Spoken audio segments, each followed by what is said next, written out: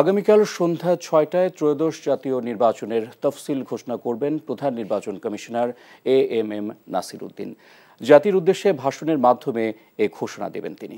রাজধানীর নির্বাচন কমিশন সচিবালয়ে ব্রিফিংয়ে ইসি সচিব আক্তার আহমেদ জানান, নির্বাচনের প্রস্তুতি নিয়ে সন্তোষ প্রকাশ করেছেন রাষ্ট্রপতি মোহাম্মদ শাহাবুদ্দিন। এর আগে বেলা ১২টায় বঙ্গভবনে প্রধান নির্বাচন কমিশনার এএমএম নাসির উদ্দিনের নেতৃত্বে ৫ সদস্যের ইসি কমিশন রাষ্ট্রপতির সাথে সাক্ষাৎ করেন। প্রায় ২ ঘন্টার বৈঠকে রাষ্ট্রপতিকে জাতীয় নির্বাচন এবং গণভোটের প্রস্তুতি সম্পর্কে অবহিত করেন নির্বাচন কমিশনাররা। এরপর নির্বাচন কার্যালয়ে এসে কমিশনাররা বৈঠক করে তফসিল ঘোষণার সময় নির্ধারণ করেন।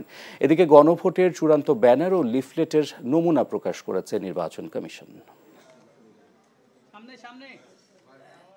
দুটো ভোট একই দিনে হওয়ার বিষয়ে জাতীয় সংসদ নির্বাচন এবং গণভোট এই দুটো বিষয় কিভাবে আমরা করব, ব্যালট পেপারগুলো কিভাবে তৈরি করা হচ্ছে, ব্যালট পেপারগুলোর রং কি হবে, গণনার পদ্ধতিটাকে বিস্তারিত উনি জানতে চেয়েছেন এবং আমরা আমাদের দিক থেকে ওনাকে বিস্তারিত জানানো হওয়ার পরে উনি বলেছেন যে হ্যাঁ, সন্তোষ প্রকাশ করেছেন।